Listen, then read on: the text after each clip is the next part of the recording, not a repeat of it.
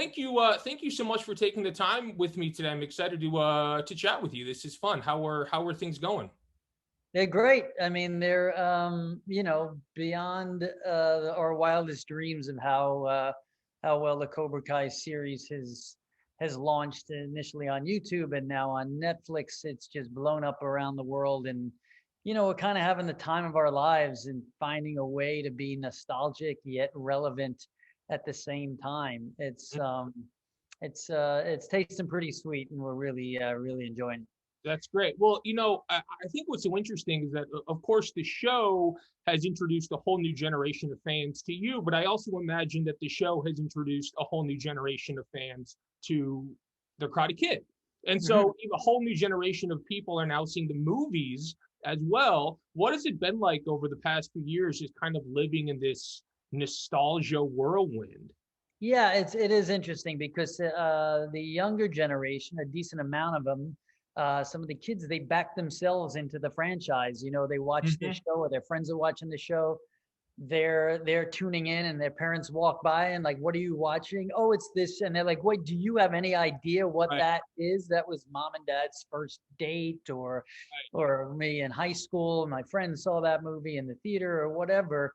That's it. Sort of has that fathers and sons and mothers and daughters, and it's kind of family viewing, and maybe not little kids because it gets a little it's still right. about fighting and martial arts, but the themes are about bullying. That's relevant. It's always been relevant. Themes of fathers and sons, single parenting, all areas that brush upon everyone at one time or another, and not to Sure. mention the coming of age, the adolescence, the finding your way, finding your balance, and all those great Miyagi-isms that are still rooted in the show and in the characters. Has the show helped you earn any cool dad points? Yeah, I think so. I think that's a yes. Good. I would My hope kids so. are in their 20s now, believe that or not. But See? yes, especially both my kids, they champion the fact that this show is happening. My son was in college when it first broke, and all his roommates and college buddies would gather around, watch season 1 and 2, and cheerlead. My daughter is the same way. That's been really quite special to have something that's so massive a part of my young life that is now such a big part of their lives. Hmm. Across the board, it's been part of the riches that have been gained by Yeah. the Cobra Kai series, and the way the show is executed, and also diving into how these characters, and in my case with Daniel LaRusso, here's the every kid next door who was on the silver screen, the hero, the protagonist that we rooted for, that we all wanted to be. And now in Cobra Kai, we get to see peel some onion layers away from this guy who's maybe lost his trajectory, maybe out of balance, needs to recalibrate himself since the loss of his mentor, even though he's well adjusted with a good family, a great wife, great kids. But it shows the gray areas of, and Karate Kid was very black and white, good over evil, Sure. where Cobra Kai dives into these other areas and allows me to play all sides of it, to get his skin his knees, and have his flaws come to the surface, and he has to redefine himself and balance himself, if you will. Yeah. It's that's great stuff to have and to play. What sort of relationship did you and William have in between the movies and the show? Were you guys friends? How sort of close were you guys in between? It's interesting. We weren't very close after the movie, not for any reason. Well, for the most part, during the movie, John Avildsen, our director, kept us kind of apart. The Cobra Kai. I was working with Pat Morita and Elizabeth Shue for the lion's share of the movie, and anytime I worked with, William Zabka, I was getting my ass kicked for the most Yeah. part. So, Yeah. and the Cobras, they had their own clique, they had their own brotherhood. Sure. So after the movie, we just sort of went our own ways, and our careers went, opposite ends of the country. I was in New York, he was in Los Angeles, and then when Pat Morita passed, we reconnected at the memorial service, And there was something comforting seeing him there, sort of, all we were on the same side of the mat. I always describe it as, for the first time, Hmm. mourning the loss of our friend, and from there on, there would be a screening event that I would see him at, or a Comic-Con event, and then we Sure. started talking. And but to ever think we'd be partners on this hit Netflix global phenomenon, if you will, Sure. is Oh, yeah, I it's would a, have never, would have never guessed. you're allowed to say phenomenon. Yeah, phenomenon is probably a Yeah. little thing, but a successful TV There you show. go. Sure, sure, Hey, sure. Yeah, it's really something to see. I mean, the chemistry that you guys have, it's like it's so well worn. It feels so authentic and earned. It's great. I would love to zoom in a little bit to season 3 if we could. When you went to Japan, that entire arc I thought was so moving and so well done. How thank emotional was that experience for you? And what was shooting that like? Well, that was the Okinawa section, the episodes 4 and 5 of season 3 are the some of the highlights for me. I mean, it was something I asked for of the writers' room going into season 3, not necessarily to go to. I've been pitching the Okinawa story and the Kumiko and Chosen stories from the get-go, because I always felt that was incomplete in Hmm. the movie franchise. And it was just it was just so rich in chemistry all the way around. I wanted to get back to that world, and it's another place to open up the Miyagi character and learn things about him and about LaRusso that we didn't know. And that's what I asked for in the writers' room, and they had full intentions of doing that. I would just say, this season, teach us something about Daniel LaRusso that we don't know, because it Hmm. was simpler to do that with Johnny Lawrence at the onset of the Cobra Kai series, because we didn't know anything about Johnny Lawrence. And that's what was so well, that angle in to explore whatever happened to this bully. Hmm. And and so for LaRusso, it was important to balance that. There's that balance word. It just Hey, keeps coming hey, back.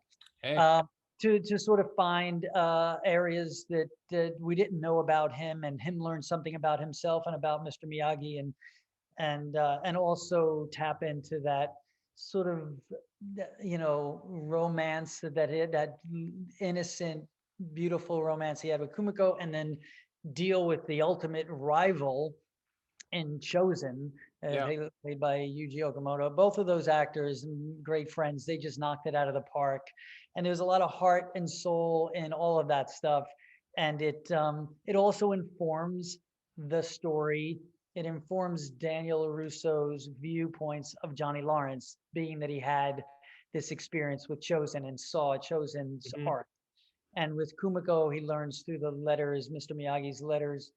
Daniel learns of where Miyagi's life was at a time when Daniel LaRusso walked into his life. And at a place that I am, or my character is going through this midlife crisis and completely in a tailspin on with his business, his focus on this rivalry, and his that place in your marriage and parenting, was everything was out of whack for him. And even from beyond, Miyagi sends a message to Yeah. him that aligns him, and that's beautiful stuff and great stuff to play. So we were in Okinawa. We went to Okinawa, which is Crazy. unbelievable. And the Karate Kid Part 2 was shot in Hmm. Hawaii, so I'd never been there. Oh, right, right, right. So credit Sony Television and our producers for getting Daniel LaRusso to the homeland. Yeah. And we were there for a long weekend. It was a whirlwind, and then some of it we shot in Atlanta Okay. as well. And it really opens up the show, and I appreciate you mentioning that, because it opens up the scope of the show and Yeah. areas to dive into that from an actor standpoint, is multi-layered. And for me, that shows the richness and performance, the opportunity and performance going forward. Well, one of the things that I think makes the show successful is the fact that it's patient and it sort of has the guts to be patient. Like this trip to Japan, you could have done that in the first season. You could have blown that. Or having Elizabeth Shue come back, that could have been something that happens in like the third episode where it's like, we got to get to this. But it sort of trusts the audience that they're going to ride with you and like this story will sort of play out.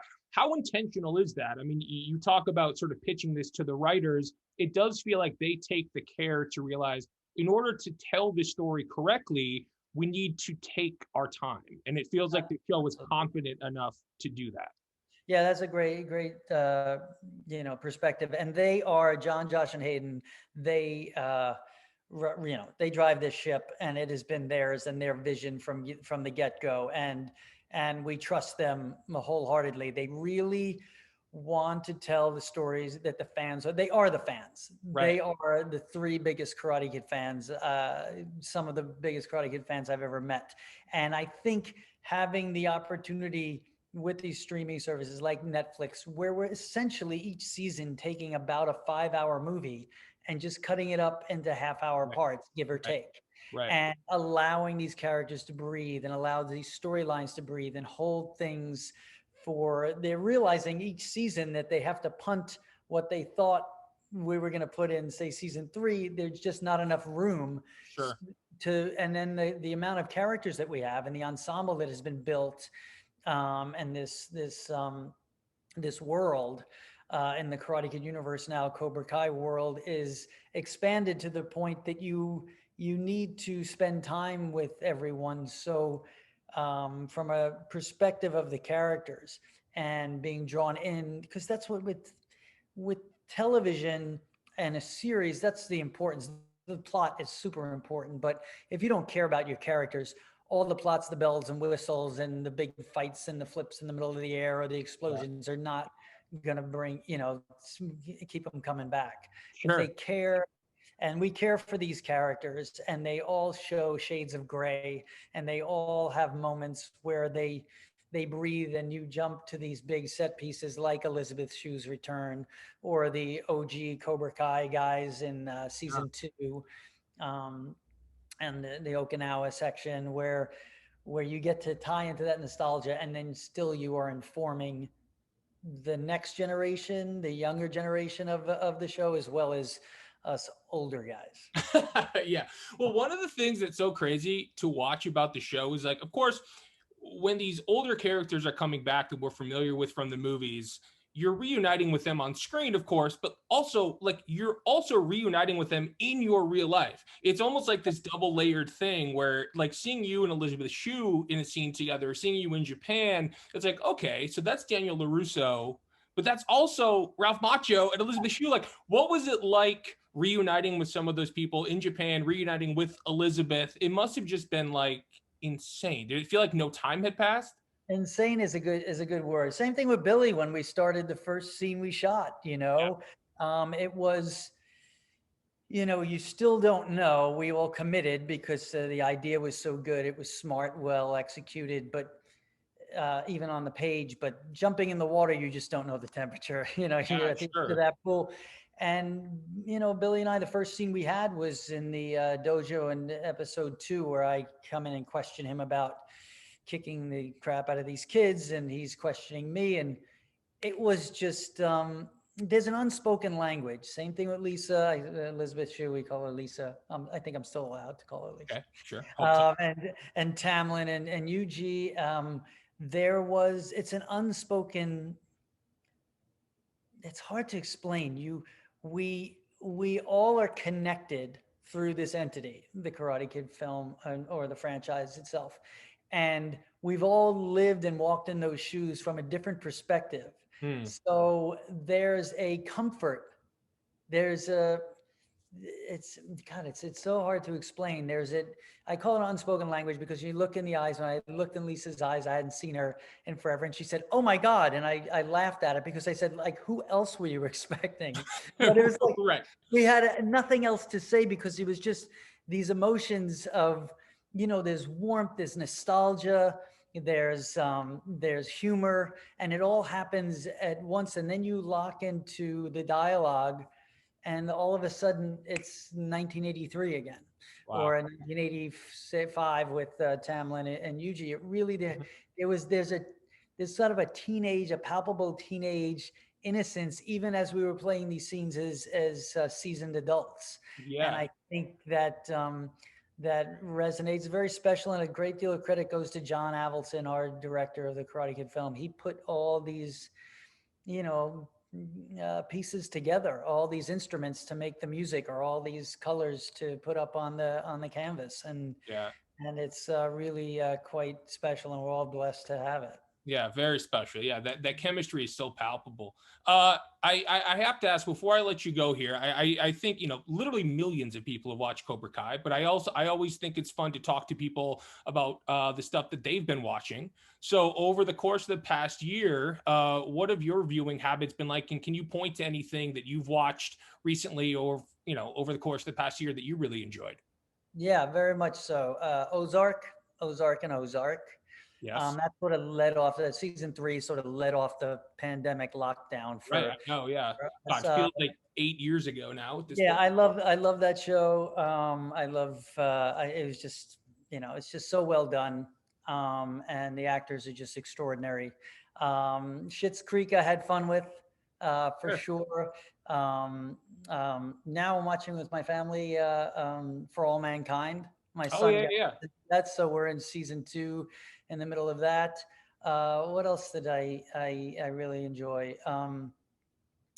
I know it's hard. It's like when people. No, so it's up. I'm going up because I have two, my wife and my daughter and my son. So during this year, you have to negotiate, Oh, sure. guy theories Of from the, course, yeah, but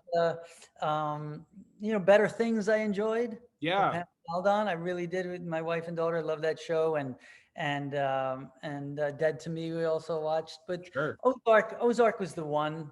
That if Ozark and Schitt's Creek is sort of two Sure. opposite ends of the I know. You got to spectrum. balance. Oh, see, now I'm saying balance. Here we are. The balance is, it kind of, these Becomes, Miyagi-isms did not come from, man.